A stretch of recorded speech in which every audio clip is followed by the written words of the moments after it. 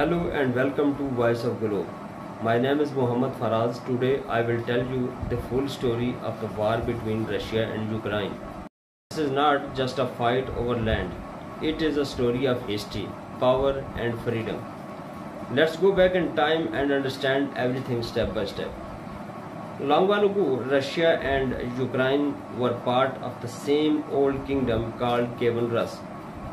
Its capital was Kiev, which is now the capital of Ukraine. After that, Ukraine was ruled by different countries, including Poland and later Russia. In 1922, Ukraine became a part of the Soviet Union. But when the Soviet Union ended in 1991, Ukraine became an independent country. Since then, Ukraine has wanted to be closer to Europe and join NATO. Russia did not like this idea. In 2014, Ukraine's pro-Russian president was removed after large protests. This made Russia angry. Soon after Russia took control of Crimea, which was a part of Ukraine, that same year war began in eastern Ukraine and the Donbas region. Pro-Russian fighters with help from Russia started fighting the Ukrainian army. Many people died and the fighting never completely stopped.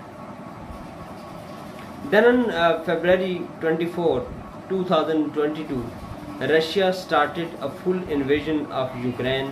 Russian President Vladimir Putin said he was doing this to protect Russian-speaking people and to stop Ukraine from joining NATO.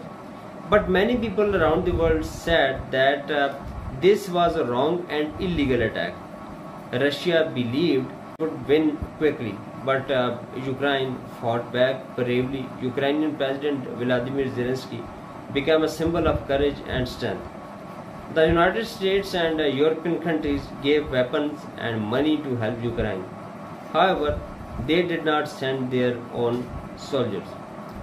Let's now talk about how strong both countries are. Russia has a large army and nuclear weapons. Its military budget is about $80 billion.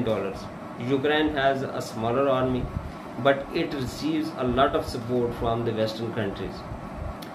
Its people are highly motivated and defending. Russia has a bigger economy. It earns a lot of money by selling oil and gas. Ukraine has less money but is strong in farming and technology. Ukraine is often called the breadbasket of Europe. It grows a lot of wheat, corn and sunflower oil.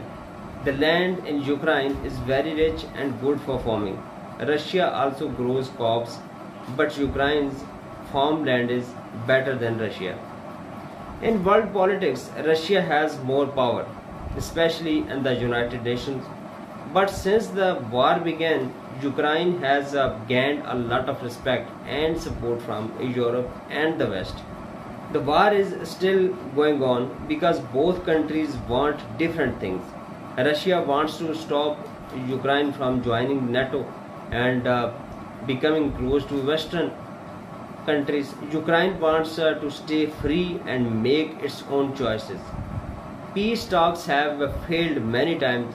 Cities have been destroyed. Many people have been died and millions have left their homes. Some experts fear the war could spread to other countries. Others believe it is already a global battle between East and West. No one knows what will happen next. The war could end soon or it might continue for years. Ukraine wants all its land back. Russia wants to show it is still strong. The whole world is watching and hoping for the peace.